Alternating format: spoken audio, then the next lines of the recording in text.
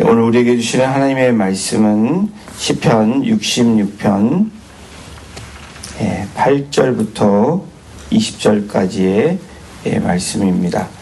조금 길지만 우리 같이 함께 합독하도록 하겠습니다. 제가 갖고 있는 구약성경 848페이지에 있습니다.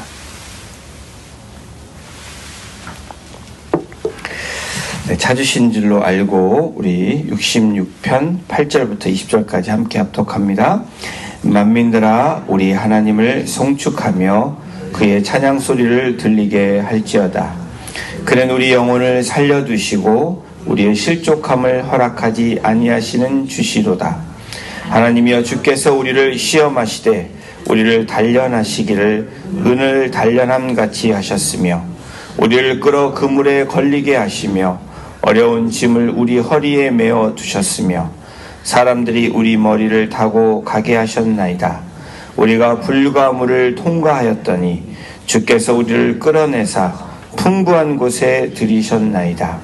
내가 번제물을 가지고 주의 집에 들어가서 나의 서원을 주께 갚으리니 이는 내 입술이 낸 것이요 내 환난 때에 내 입이 말한 것이니이다. 내가 순양의 향기와 함께 살찐 것으로 주께 번제를 드리며 수소와 염소를 드리리이다. 하나님을 두려워하는 너희들아 다 와서 들으라. 하나님이 나의 영혼을 위하여 행하신 일을 내가 선포하리로다. 내가 나의 입으로 그에게 부르짖으며 나의 혀로 높이 찬송하였도다.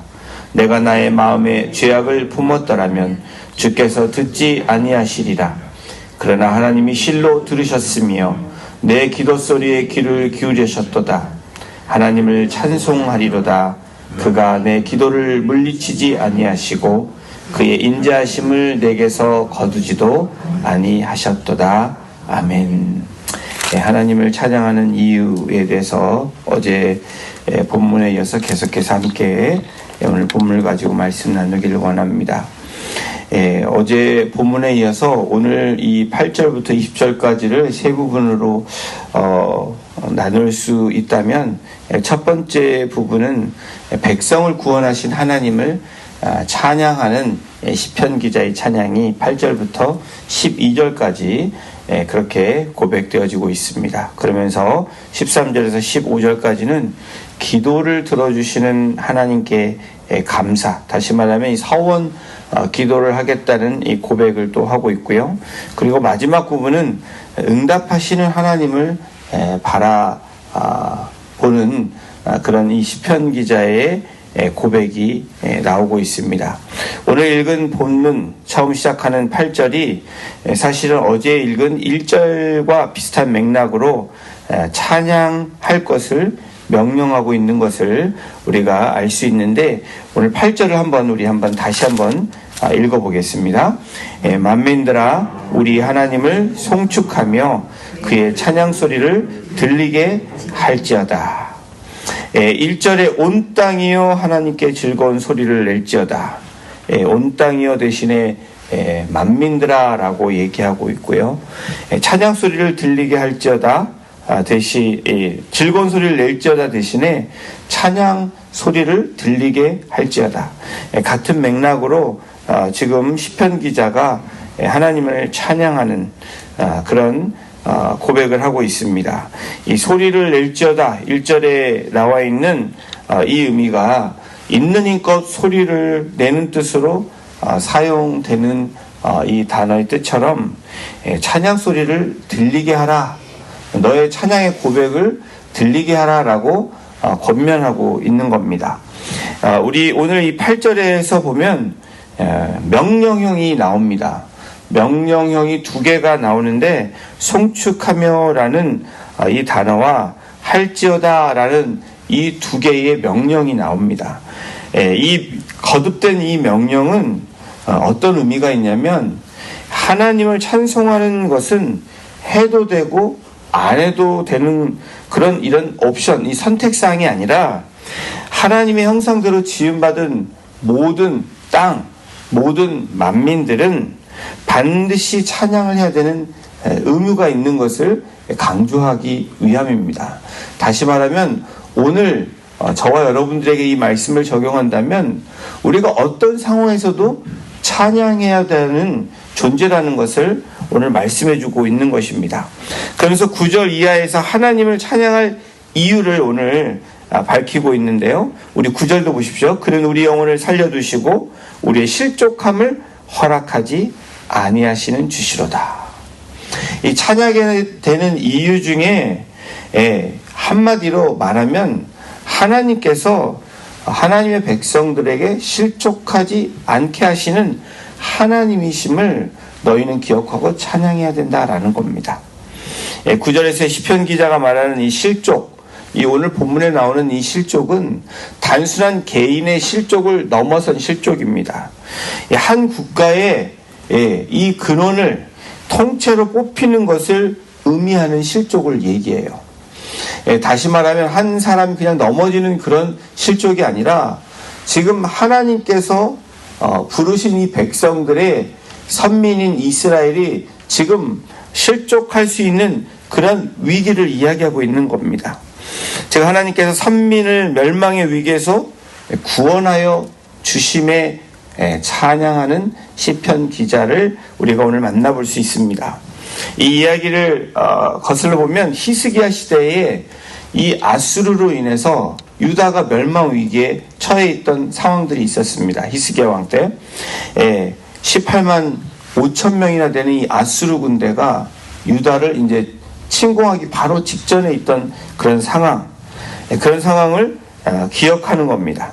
역사적인 사건을 통해서 알려주시는 분명한 사실이 뭡니까? 하나님은 하나님의 백성들을 망하게 하지 않는다는 거예요. 넘어지게 하지 않는다라는 것을 역사적인 사건을 통해서 이 시편 기자는 말하고 있는 겁니다. 여러분, 이 말씀을 통해서 오늘 우리들에게 무엇을 말씀합니까? 저와 여러분들에게도 이 국가의 역사가 있듯이 우리 개개인에게도 역사가 있습니다.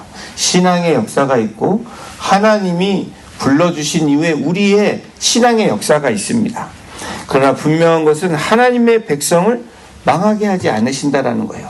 부르신 하나님 그리고 그것에 따라온 하나님의 백성은 결코 망하지 않는다라는 겁니다. 따라서 하나님의 백성 곧 성도들에게는 실족함이란 있을 수 없다라는 것을 우리에게 다시 한번 말씀하는 거예요. 여러분, 성도에게 시련은 있을 수 있습니다. 저와 여러분들의 시련이 찾아오죠. 시련은 있을 수 있습니다. 또 하나님의 백성인 성도가 실족한 것 같은 위기에 놓여있는 상황들이 우리에게 분명히 있습니다. 그러한 상황에 처하기도 합니다. 그런데 여러분, 성도에게 실족함이 없다, 나에게 실족함이 없다 라고 시편 기자가 이야기하는 그 이유, 왜냐하면 하나님이 그러한 상황에 개입하셔서 성도들을 붙잡아 주신다는 거예요. 하나님의 백성들을 붙잡아 주신다는 거예요. 하나님의 나라를 붙잡아 주신다고. 그래서 실족하지 않게 하신다라고 시편 기절을 통해서 지금 선포하고 있는 것입니다. 그렇습니다, 여러분. 우리가 실족하지 않고 구원을 얻는 것은 우리의 힘 때문이 아니라, 우리의 능력 때문이 아니라, 우리의 경험 때문이 아니라 하나님이 우리를 붙잡고 계시기 때문입니다. 여러분 믿으십니까? 시편 기자는 또 하나님께 찬양해야 되는 분명한 이유를 또 밝히고 있습니다. 우리 10절을 함께 같이 합독합니다. 시작. 하나님이여, 주께서 우리를 시험하시되 우리를 단련하시기를 은을 단련함 같이 하셨으며. 이 시편, 이 시인은 하나님의 주시는 시험을 단련의 시간으로 받아들이고 지금 고백하며 찬양하고 있는 거예요. 여러분, 우리는 언제 찬양해야 됩니까? 애니타임 찬양해야 되지만 이런 시험이 오고 연단이 올 때도 찬양해야 되는 분명한 이유를 이 시인을 통해서 오늘 우리들에게 말씀합니다. 비록 자신들의 머리가 짓밟히고 불과 물의 고난을 통과한 경험들이 모두 다 하나님께서 하나님의 백성들을 단련시키기 위함이었다는 것을 지금 고백하고 있는 겁니다. 그 결과 하나님이 어떻게 하시는지 12절에 밝히고 있죠. 여러분, 이 시편, 이 시인의 고백이 오늘 저와 여러분들의 고백이 되고 그 응답이 오늘 우리들의 응답이 되기를 고백하면서 오늘 12절을 우리가 함께 같이 선포합니다. 사람들이 우리 머리를 타고 가게 하셨나이다. 우리가 불과 물을 통과하였더니 주께서 우리를 끌어내사 풍부한 곳에 들이셨나이다. 여러분, 불과 물을 통과하고 우리의 머리를 또한 타고 가게 하시고, 그렇지만 끝내는 우리를 끌어내셨다는 거예요. 그래서 그 시험에부터 그런 어려움부터 끌어내셔서 풍부한 곳에 들어가게 하셨다. 여러분, 시험이 왔을 때 그 시험인 불이 될 수도 있고 물과 같은 시험이 될 수 있습니다. 그러나 그것을 통과하면 하나님의 백성 자녀들을 끌어내신다는 거예요. 여러분, 시험을 이길 수 있는 방법은 어떤 방법입니까?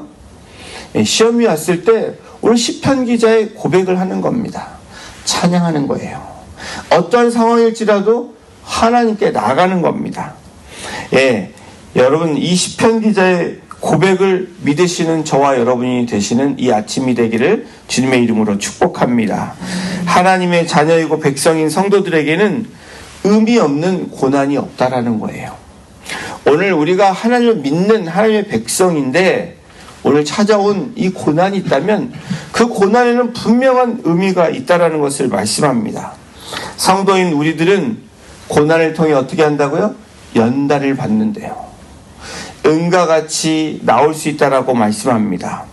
거기에서 끝나는 것이 아니라 이 연단을 통해서 결국 풍부한 곳으로, 하나님이 허락하신, 하나님이 예비하신 곳으로 인도하신다는 거예요. 그러므로 시편 기자는 고난을 통해서 우리를 온전한 사람으로 연단시키는 하나님을 찬양하고 있는 것입니다. 여러분, 우리가 바라봐야 되는, 또 우리가 붙잡아야 되는 것이 무엇입니까? 바로 하나님의 말씀이죠. 하나님의 약속입니다. 바로 시편 기자의 고백은 하나님이 하셨던 약속을 지키신 하나님을 지금 고백하고 선포하는 겁니다. 그래서 오늘 시편 기자는 13절 15절에서 환난 중에, 고난 중에, 이 시험 가운데서도 하나님께서 나를 붙잡아 주신 것을 지금 선포하고 있고 그 서원을 지금 갚겠다고 지금 고백하고 있는 것입니다. 우리 13절에서 15절 함께 같이 읽어보겠습니다.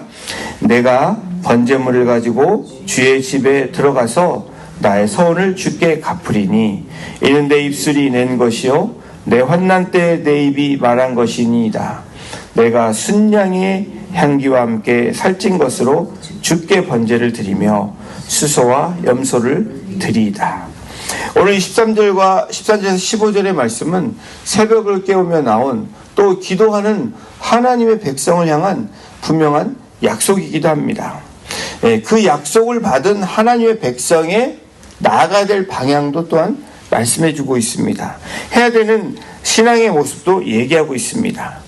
여러분, 오늘 시편 기자의 모습 속에 신실한 신앙인이 무엇인지 말씀합니다.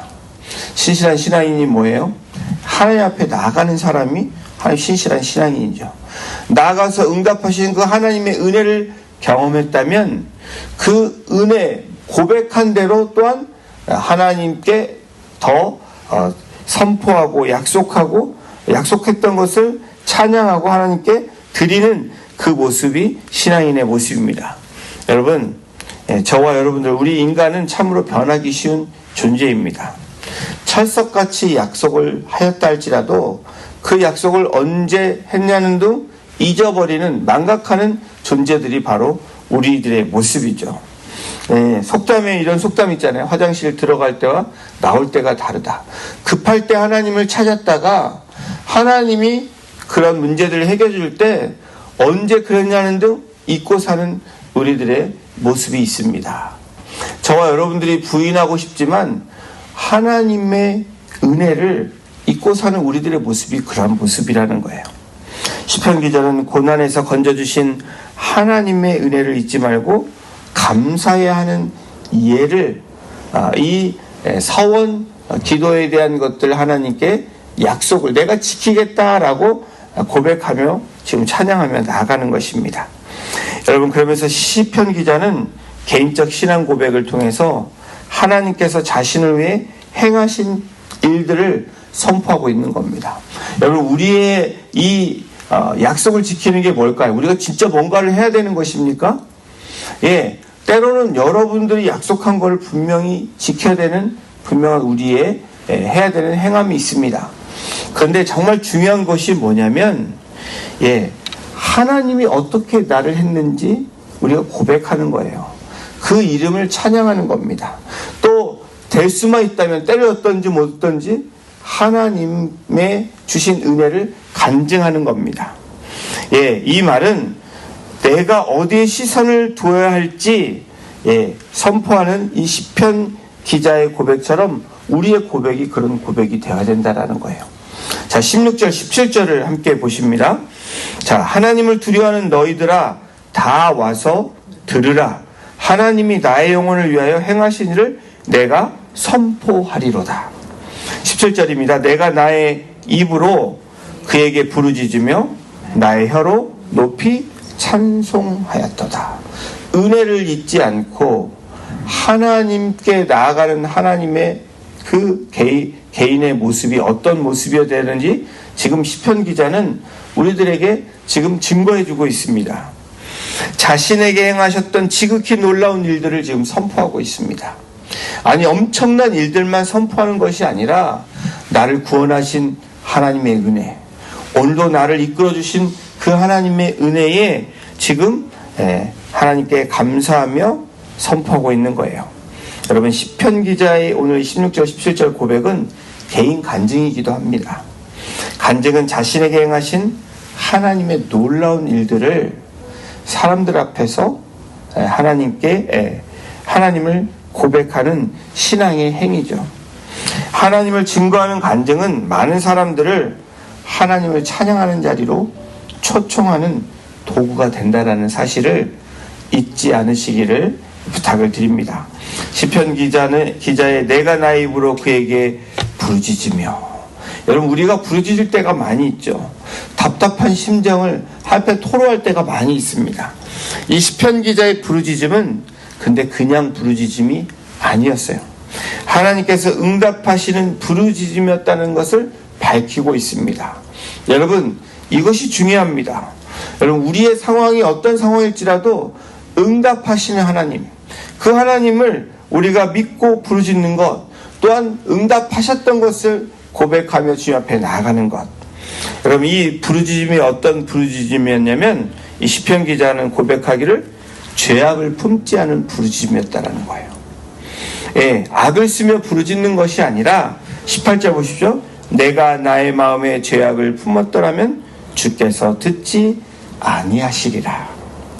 시편 기자가 마음에 악을 품고 기도했다면 하나님께서 듣지 않으셨다는 것을 지금 이야기하고 있는 겁니다. 이 말을 다시 말하면 여러분, 악을 품고 우리가 죄악을 품고 기도하는 자가 되면 안 된다라는 거예요. 응답하시는 하나님은 어떤 하나님이에요? 하나님은 순전한 마음으로 나아가는 자의 기도를 들어주신다는 거예요. 죄는 하나님과 우리의 사이를 갈라놓습니다. 또한 죄가 있으므로 우리가 고백하며 하나님 앞에 나아가는 그러한 기도는 우리가 하나님께 올려드리는 기도가 되지 못한다는 것을 또한 말씀하고 있는 거예요. 그러면서 19절을 보십시오. 그러나 하나님이 실로 들으셨으며 내 기도 소리에 귀를 기울이셨도다. 하나님께서 시인의 기도를 들으신 이유, 분명한 이유는 죄악을 품지 않은 순전한 기도였다는 거예요. 순수한 마음으로 나아가는 그 모습이 오늘 우리에게 필요하다는 겁니다. 오늘 시인이 하나님 앞에 드린 간구에 자신의 정결함과 또 자신의 이 고백을 통해서 하나님께 나아갔던 이 시편 기자의 고백처럼 하나님을 찬양해야 되는 분명한 이유를 밝혔던 시편 기자처럼 오늘도 그 마음을 가지고 나아가시는 저와 여러분이 되시기를 주님의 이름으로 축원합니다. 찬양해야 되는 이유가 뭐라고 얘기합니까? 실족하지 않게 하시는 하나님을 지금 찬양하고 있습니다. 또한 나를 단련하시는 하나님을 찬양하고 있어요. 그러면서 내 기도에 응답하시는 하나님을 찬양하는 시편 기자를 오늘 66편 이 8절부터 20절까지의 말씀을 통해서 우리에게 말씀하고 있습니다. 사랑하는 성도 여러분, 오늘도 우리가 잊지 말아야 될 것은 무엇입니까? 실족하지 않게 하시는 하나님. 내가 어떠한 상황이라도 하나님의 자녀로 나를 붙드시는 하나님, 나를 붙잡으시는 하나님을 기억하시는 저와 여러분이 되시기를 주님의 이름으로 축원합니다. 그러면서 우리에게 찾아온 이 시험은 나를 은과 금과 같이 단련하시고 정금과 같이 나오게 하시는 그 하나님의 분명한 그 뜻이 있고 계획이 있다는 것을 오늘도 믿으시길 바랍니다.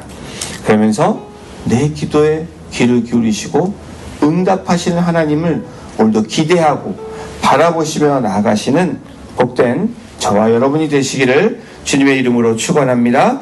기도하시겠습니다. 하나님, 오늘도 시편 기자를 통해서 찬송해야 되는 분명한 이유를 말씀해 주시니 하나님 감사합니다. 우리가 늘 어느 때든지 어떤 순간에든지 아버지를 찬양해야 되는 분명한 이유를 오늘 시편 기자를 통해서 다시 한번 리마인드 해주시니 하나님 감사합니다. 실족하지 않게 하시는 하나님, 하나님의 백성으로 부름받은 우리들이 오늘도 하나님 앞에 나를 단련하시는 하나님 앞에 달려가는 그 하나님 앞에 엎드려지는 우리가 되기를 소망하며, 또한 내 기도에 응답하시는 하나님 앞에 오늘도 그 십자가를 붙들며 두 무릎을 꿇고 두 손을 모으며 하나님 앞에 정결한 가운데, 성결한 가운데, 거룩한 가운데 순전함으로 나아감으로 오늘 시편 기자의 고백이 나의 고백이 되는 그 은혜로 살아갈 수 있도록 우리 성도님들 한 분 한 분을 붙잡아 주시고 단련시켜 주시고 응답하여 주시기를 간절히 간구하며 우리를 사랑하시는 예수님의 이름으로 감사하며 기도드렸습니다. 아멘.